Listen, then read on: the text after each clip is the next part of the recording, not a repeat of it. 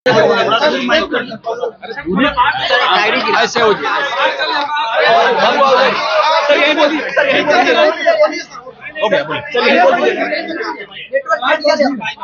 Sir बोलिए ना sir बोलिए। भारत के चुनाव आयोग को बहुत बहुत आभार और धन्यवाद कि एक शांतिपूर्ण पारदर्शिता के साथ लोकतंत्र बिहार मनाए, इसके लिए विस्तृत योजना बनाई है।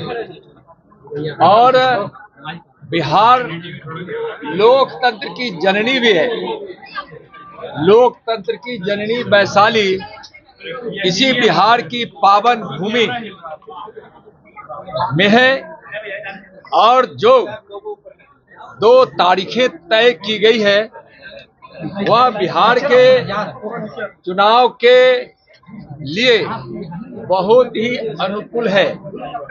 और यहाँ बिहार के लोग राजनीतिक सोच के लिए पूरे देश में जाने जाते हैं।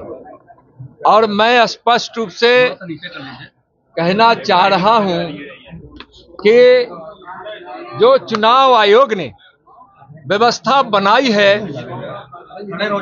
और 1990 से 2005 तक जो जंगल राज में बूथ लूट लिए जाते थे, मतदाताओं को धमकाया जाता था, रोका जाता था, वह अब बिहार में नहीं हो पाएगा।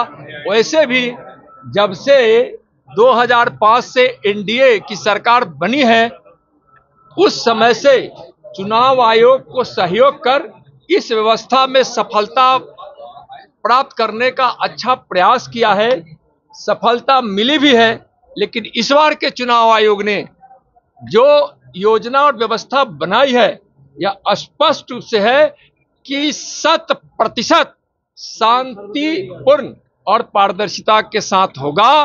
बूथ लुटेरों की गुंजाइश नहीं और उन्मादियों की गुंजाइश नहीं, वोटर को धमकाने की कहीं कोई गुंजाइश नहीं।